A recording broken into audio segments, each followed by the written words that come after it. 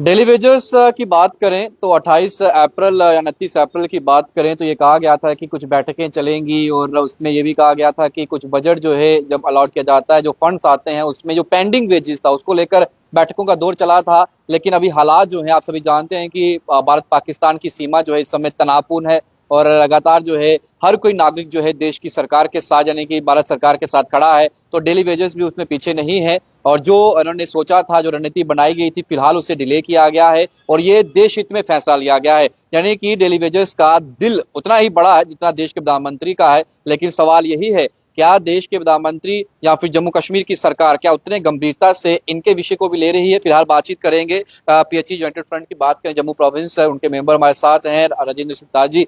दादा जी, किस तरीके से देखते हैं आप इस समय माहौल जिस तरीके से बना हुआ है, और आपने जो 1 महीने का समय दिया था, जो फंड्स की बात कही थी कि पेंडिंग वेजेस जो है वो क्लियर होंगे और इंस्टॉलमेंट्स में जो है वो दिए जाएंगे, तो अब आप क्या देख रहे हैं और क्या रणनीति जो है आपने बनाई? शुभम जी, आपका और आपके चैनल का शुक्रिया। और आपके चैनल के माध्यम से एक बार फिर पहलगाम के उन शहीदों को पीएचई एम्प्लॉय यूनाइटेड फ्रंट से श्रद्धांजलि। उन निहत्थे लोगों पे, जैसे उन कायरों ने, बुजदिलों ने उनको शहीद किया, हम उसकी कड़ी निंदा करते हैं। उसके साथ साथ हम नेशन फर्स्ट, खुद को सेकंड मानते हैं, क्योंकि इस टाइम हमें देश के साथ खड़े रहना है। हमारी परिस्थिति कोई भी हो, हमने आज से 20-25 दिन पहले कोई प्लानिंग बनाई हो, लेकिन आज जैसे देश की या यूटी के हालात हैं, हम सरकार, यूटी सरकार हो या केंद्र सरकार, हम उनके साथ हैं।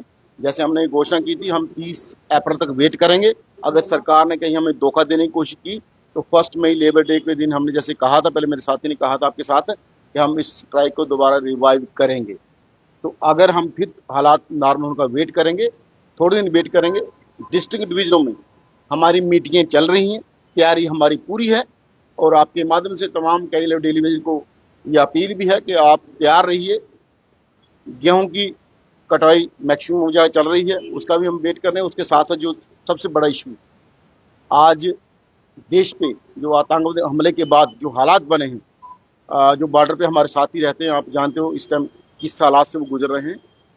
अखनूर साइड के हमारे साथियों कहीं से बात हुई, नीचे खोड़ या परगवाल साइड, वहाँ पे चुनाव का पानी भी कई लोगों के घरों में गया है। तो उसके साथ साथ हमें जरूरत भी है रेगुलाइजेशन की। उसके साथ हमें ये जरूरत भी है कि हमारे जो साथ हमारे मंत्री साहब ने 27 मार्च को ऑन मीडिया ये वादा किया था कि आपकी पेंडिंग बहुत जल्दी आ जाएगी, और ये रिटर्न में हुआ था। उसके बिहार पे उनके बाद 2 बार हमारी मीटिंग उनके साथ और हुई। तो लेकिन जैसे 22 अप्रैल को हालात बने, उसके बाद हमारा भी अखलाकी फर्ज बनता है as a citizen of this country कि इस चीज़ को थोड़ा ठंडा रखा जाए। लेकिन हमने अपने साथियों डिवीजनों को, जैसे हमारा प्रोटेस्ट यहाँ अपने कॉम्प्लेक्स के अंदर चल रहा, हम बाहर सड़कों पे नहीं जा रहे, जो एक नागरिक होने का, एक सिटीजन होने का फर्ज वो पूरा निभा रहे हैं। उसके साथ साथ हमारी आपके माध्यम से एडमिनिस्ट्रेशन को भी ये रिक्वेस्ट समझे, चेतावनी समझे कि हम लोग बिल्कुल शांत हुए, लेकिन हम ठंडे नहीं हुए। हम लोग अपने स्ट्राइक को दोबारा रिवाइव कर सकते हैं।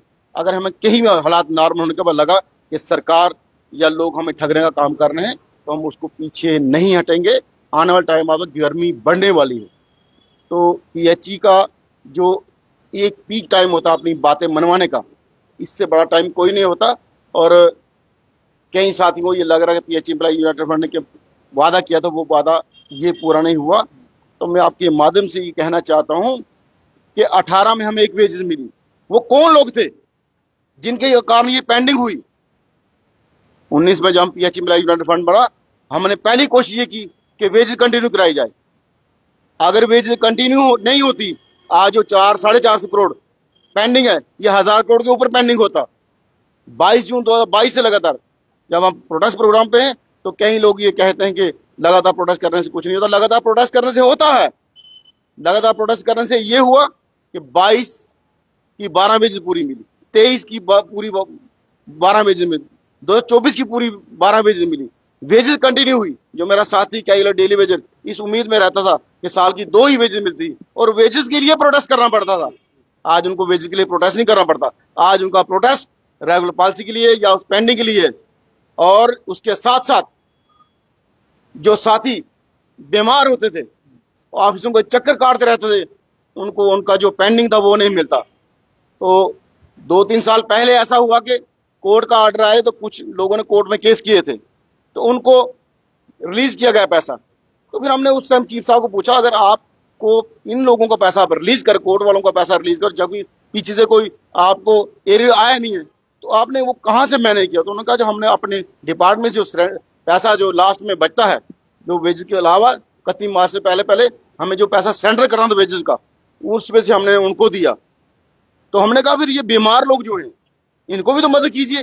जो डेथ केस का ऑलरेडी सिस्टम 2019 से चल रहा था, लेकिन रिटायर्ड लोगों को कुछ नहीं मिल रहा था। तो ये 3 चीजें हमने करवाई।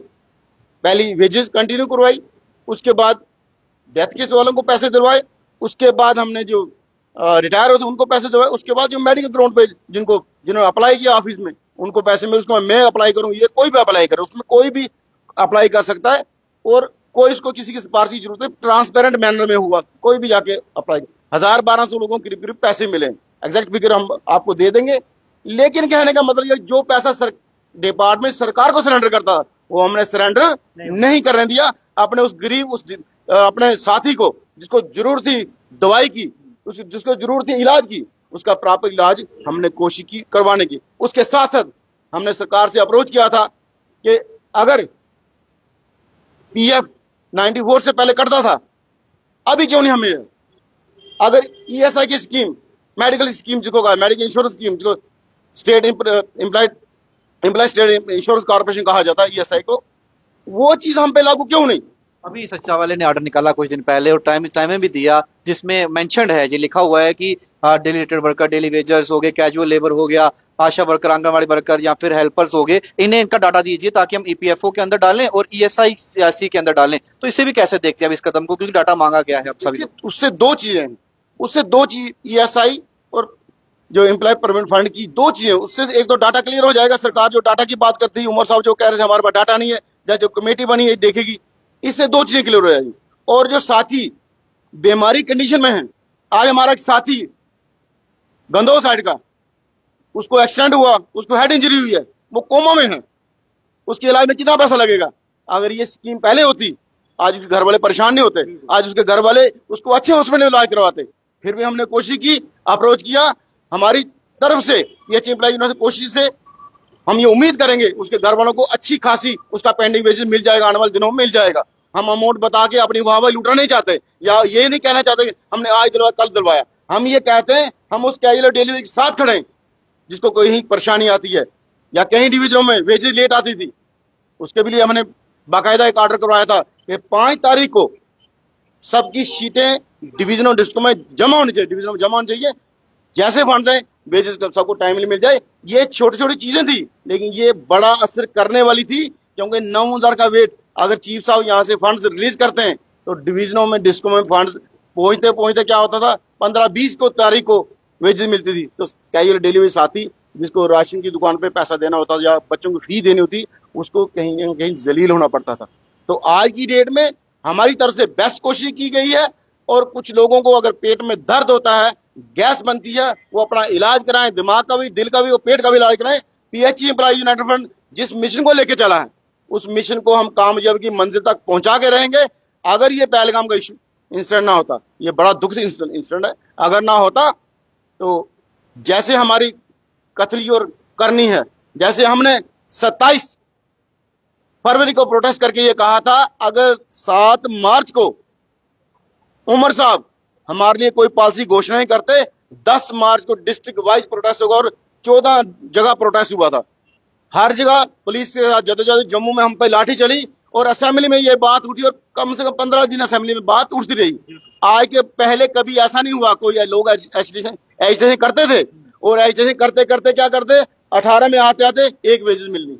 ये पेंडिंग उन लोगों को रखा हुआ है जो लोग आज बातें करते पेंडिंग क्यों नहीं मिला, ये पेंडिंग उनके द्वारा बनाया हुआ है, ये उनकी एजुटेशन का नतीजा है, जिन्होंने उस टाइम आईटीआई का हेड बाकियों में मिक्स करवाया। उस टाइम वो लोग क्यों नहीं बोले? वो कहीं आईटीआई के साथ ही उस टाइम उनके साथ बड़ा शाना बजाना चल रहे थे। आईटीआई का हेड मिक्स होगा, क्योंकि आईटीआई को पैसा डिस्ट्रिक्ट प्लान से मिलता था, डीसी साहबान से मिलता था। वो 2000 कुछ लोग यहां से ऐड, कुछ कश्मीर से ऐड हुए, 4000 बंदा इस 30,000 में ऐड हो गया। और जो 26,000 का पैसा था वो 30,000 बढ़ने लगा। इस तरह पेंडिंग बढ़ती बढ़ती यहां बढ़ गई। हमने ये उस टाइम भी कहा था कि अगर इनको आप हेड मिक्स करते हो तो आप उस जो 4,000 लोग हैं ITI के, उन लोगों का पैसा जो डिस्ट्रिक्ट मानसा है वो पैसा भी ट्रांसफर कराइए, शिफ्ट कराइए, लेकिन उसके लिए कुछ नहीं किया गया। आज की जो परिस्थिति बनी हुई है ये उन लोगों की बनाई हुई है जो आज ये सवाल करते हैं इतना पेंडिंग हो गया, इतना पेंडिंग नहीं मिला, ये तारीख दी थी, वो तारीख दी थी। पहलगाम से बड़ा इंसिडेंट, दुख इंसिडेंट इस देश में नहीं हो सकता। आज जो सवाल करते हैं उनके लिए शर्म आनी चाहिए उनको कि इतने बड़े इशू पे आज वो PH एम्प्लॉय यूनिट पर सवाल खड़े करते हैं। PH एम्प्लॉय यूनिट पर जब भी काम किया, रिजल्ट दिया और ये रिजल्ट लोगों के सामने है। आज लोगों को 12 विजिट मिल रही है, आज लोगों को मेडिकल इंश्योरेंस पे मेडिकल का पैसा मिल रहा है, उनका पेंडिंग ही है। जो पैसा लैप्स हो जाता था, जो सरकार के पास चला जाता, आज डेथ केस वालों को पैसा मिल रहा है, आज रिटायरिंग को पैसा मिल रहा है। एक अच्छी शुरुआत कदम से कदम बना के आज हम उस मंजिल की तरफ जा रहे हैं जो 2014 में सरकार हमें रेगुलर करने वाली थी, जो कमेटी बनी थी। तो ऐसे लोग बीच में आए 14 और 19 के बीच, उन्होंने हमें तनख्वाह के वेजेस पे मोहताज कर दिया कि वेजेस साल की 1 या 2 मिलेगी और वेजेस के लिए तब प्रोटेस्ट करना पड़ता। आज का प्रोटेस्ट जो हो रहा है, आज रेगुलाइजेशन के जो हो रहा है, SR 64 के बेनिफिट दिए जाए, या SR 520 को अमेंडमेंट करके उसके सारे बेनिफिट दिए जाए। हमारा मिशन सीधा है, हमारी लड़ाई सीधी है। हम ना किसी की बात में झुकते, ना सरकार के आगे झुकते। सरकार को अपनी दलीलों से, अपनी बातों से कन्विंस करते हैं कि हम सच्चाई पे हैं, हमारी ये जरूरतें हैं, क्या ये डेली वेजेस की परेशानी है। अगर हमने ये मुद्दा उठाया है कि PHE के हमारे परमानेंट स्टाफ जो है, फील्ड स्टाफ, वो एसेंशियल सर्विस के बेनिफिट ले रहा है, तो क्या ये डेली वेज को क्यों नहीं मिले? वो 2.5 दिन की एक्स्ट्रा पे ले रहा है, वो हफ्ते का एक ऑफ ले रहा है, वो चीज हमें क्यों ना मिले? बिल्कुल, बाकी किसी डिपार्टमेंट ने विरोध नहीं किया, लेकिन PHE कुछ ऐसे लोग बने सेल्फ लीडर, वो विरोध कर रहे हैं। एसेंशियल सर्विस क्यों मांग रहे हैं? अलग PHE प्रोटेस्ट क्यों करेगा भाई? PDD को एसेंशियल सर्विस है, किसी डिपार्टमेंट में विरोध किया? हमने तो विरोध नहीं किया। तो इसीलिए मेरा कहना है, अज्ञानता बहुत बुरी चीज है, अज्ञानता बहुत बुरी चीज है। अनपढ़ होना बुरी चीज नहीं है, लेकिन पढ़ा लिखा अज्ञानी जब होगा वो सीधे रास्ते चलने वाली चीज को भी गलत डायरेक्शन में देगा। आज ये कहा जाता है वो दिस दैट, तो हम ये कहते हैं कि वो लोग तब कहां थे जब 18 में 1 वेजेस मिली? उसका कारण कौन था? उसका कौन जिम्मेवार है? वो लोग 5 साल कहां सोए रहे? 10 मार्च के बाद ये लोग खड़े, जब PH एम्प्लॉय यूनिट ने प्रोटेस्ट किया पूरे प्रोविंस में, जब उनको लाठियां चली, असेंबली बात हुई, फिर जैसे इलेक्शन में कई लोग नया सफेद कुर्ता पजामा पहन के आ जाते हैं, मैं भी MLA बनूंगा, मैं भी DDC बनूंगा, इसी तरह के लोगों को लगा अब पॉलिसी मिलने वाली है, तो वो लोग आगे मैदान में हम भी क्रेडिट लेंगे। भैया काम होने दो, क्रेडिट आप लोग ले लेना। हमने पहले भी कहा था कि हम लोग रेगुलेशन के लिए रुके हुए हैं, रेगुलेशन होगा उसके बाद अगर हम में से कोई आपको दिखा ग्राउंड में लीडरी करता हुआ, तो आप लोगों की लीडरी करना। आज की डेट में क्या लोग डेली वेज को सबसे ज्यादा जरूरत जो है, वो उस मदद की जरूरत सरकार से मैक्सिमम मदद हम ले सकें, चाहे ESI की है, चाहे पेरोल फंड की है, चाहे मेडिकल ग्राउंड पे जो लोग बीमारों को जो पैसा लैप है उसकी है, या डेथ केस वाला, कहीं ना कहीं से सरकार से डिपार्टमेंट से हम मदद लेके अपने साथियों में पहुंचा रहे। कोई एहसान नहीं उन पे कर रहे, ये कोई भी ले सकता है, मैं भी ले सकता हूं, आप ये भी ले सकता है जो इस डिपार्टमेंट का डेली वेजर है। लेकिन तकलीफ उन लोगों को हो रही है जिनकी वो चंदे वाली टीम, वो चंदे का धंधे वाली टीम, इसी ग्राउंड में जब प्रोटेस्ट होता है लिफाफा रखा जाता है, लोगों को आगे लिफाफा घुमाया जाता है, इसमें डालो। आज हम 3-3.5 साल से प्रोटेस्ट कर रहे हैं, हमने किसी से चंदा नहीं मांगा। अगर हम टूर लगाने अपनी जेब से जाते हैं, हमने किसी को 1 रुपया नहीं मांगा। एजुटेशन बगैर पैसे की चलती है, उस एजुटेशन को चलाने के आपके पास ईमानदारी होनी चाहिए। एक आखिरी सवाल पूछूंगा जाते जाते, क्या मैसेज दोगे अपने बाकी साथियों को? क्योंकि काफी लोग कमेंट कर रहे थे नीचे, जब भी मैंने लाइव किया है अपने चैनल पे या फिर पोस्ट डाली है कोई भी, तो वो ये कह रहे थे कि जो टाइम दिया गया था वो समय निकल गया है, तो क्या पेंडिंग वेजेस आएगा या फिर जो है हमें प्रोटेस्ट जो है उसे डिले कर दिया गया आप लोग? देखिए, मैं आपके चैनल के माध्यम से तमाम साथियों को ये कहना चाहता हूँ और मैसेज देना चाहता हूँ, पहलगाम इंसिडेंट के कारण सरकार, चाहे UT सरकार है चाहे केंद्र सरकार, पूरा का पूरा ध्यान इस टाइम जो है वो सरकार का उस मिशन के है कि मिलिटेंसी को कैसे क्रश किया जाए। तो as a nation, as a citizen of this country, nation first का नारा हमारा है। हम कोई भी तकलीफ सह लेंगे। क्या डेली वेजर हर स्थिति में सरकार के साथ खड़ा है। हम जैसे हमने कहा हम शांत बैठे हैं, लेकिन हमें डिस्ट्रिक्ट डिवीजन हमारी मीटिंगें चल रही हैं, हम किसी टाइम भी आएंगे और प्रोग्राम दे सकेंगे। देखिए हालात नॉर्मल होने चाहिए। पहले कंट्री है, उसके बाद हमारी समस्याएं, देश रहेगा तो हम रहेंगे। देश नहीं होगा तो हम कहाँ से होंगे। एक चीज और जानना चाहूंगा, जिस तरीके से मंत्री साहब जब मुलाकात हुई थी तो उन्होंने कहा था कि जो फंड्स अलॉट होंगे उसमें कुछ ना कुछ आपके लिए जरूर होगा, जो पेंडिंग बेसिस को लेकर था। तो लगता है कि उन्होंने अपनी बात याद होगी आज, क्योंकि आप तो अपना बड़ा दिल दिखा रहे हैं, तो वो अगर फंड्स आ रहे हैं या उनको यूटिलाइजेशन करेंगे तो उसमें कुछ ना कुछ जरूर रखेंगे आने वाले। देखिए, मंत्री साहब ने ऑन मीडिया बोला है, हमने कोई टेबल टॉक जो की है वो रूम में बैठ के पहले लोगों की तरह नहीं की, अंदर बात कुछ बाहर कुछ बताया। जो मंत्री साहब ने सामने बताया है, उन्होंने कहा मेरा डिपार्टमेंट सर्विस है, आपको क्यों नहीं मिलनी चाहिए। उन्होंने पेंडिंग के लिया और रिटर्न में दिया है, chief engineer through chief engineer return order निकला था, वो आप मीडिया में भी आप लोग सब साथियों के पास होगा। हमने जो किया है वो बिल्कुल स्ट्रेट फॉरवर्ड क्रिस्टल क्लियर है, रिटर्न में है। मंत्री साहब ने बोला अगर पहलगाम का इंसिडेंट ना होता तो देर सवेर होगी, लेकिन पहलगाम का इंसिडेंट से बड़ी कोई चीज नहीं है। देर होगी, हम भी जानते हैं इस चीज को देर होगी, लेकिन हमने जो वादा किया है पेंडिंग वेजेस बाय इंस्टॉलमेंट, वो सरकार एहसान नहीं करेगी, सरकार को देंगे, नहीं देंगे हम छीन के लाने वाले हैं। जैसे हमने उमर साहब ने 7 मार्च को ये कहा था कि मेरे पास नंबर नहीं है, लेकिन 3 दिन के बाद उमर साहब ने यू टर्न लिया और असेंबली में कमेटी बनाई और घोषणा की हम रेगुलर पॉलिसी के लिए ये कमेटी बना रहे हैं। तो लेकिन हमने प्रोटेस्ट तब भी खत्म नहीं किया था। हमने कहा हमारी 2 डिमांडें और हैं, मिनिमम वेजेस दिया जाए एज पर दिल्ली यूटी या लद्दाख यूटी, और हमारा पेंडिंग, क्योंकि जम्मू प्रोविंस का अगर पेंडिंग बहुत ज्यादा है, कश्मीर का है लेकिन कम है, 18-20 महीने का शायद हो सकता है, लेकिन उनका भी है पेंडिंग। लेकिन हम लोगों ने इसके लिए लगातार आवाज उठाई, क्योंकि वो लोग चमन को उजाड़ के चले गए थे 18 तक, जो 14 से 18 तक लोग आए थे प्रोटेस्ट प्रोग्राम चलाने वाले, उन लोगों ने ऐसा किया कि पेंडिंग इतनी बढ़ गई, लोगों को वेजेस नहीं दिलवा पाए। तो आज अगर वेजेस कंटिन्यू मिल रही है, आज अगर सरकार पॉलिसी के लिए मान रही है, आज पेंडिंग के लिए मान रही है, तो लोगों को तकलीफ हो रही है, तकलीफ होनी चाहिए। ये चिपलाई यूनिट में ऐसे लोगों को तकलीफ लगातार देता रहेगा। हम ना पीछे हटने वाले, ना झुके हैं, ना दबे हैं, ना दबेंगे, ना दबने देंगे आप किसी का ये डेली वेज को। बहुत बहुत शुक्रिया रजन जी हमारे साथ बातचीत करने के लिए। तो साफ तौर पर क्लियर कट संदेश है, और यहाँ पर ये तमाम साथी जो हैं PhD United front Jammu province की बात करें, चाहे जम्मू की किसी भी डिस्ट्रिक्ट से वो बिलोंग करते हैं, वो हर कोई जो है इस वक्त जो पहलगाम के अंदर बड़ा मैसेकर, बड़ा नरसंहार हुआ जिसमें हमारे 26 से 28 लोगों की शहादत हुई, उनके साथ खड़ा है, उनके परिवार के साथ खड़ा और देश की सरकार के साथ खड़ा है।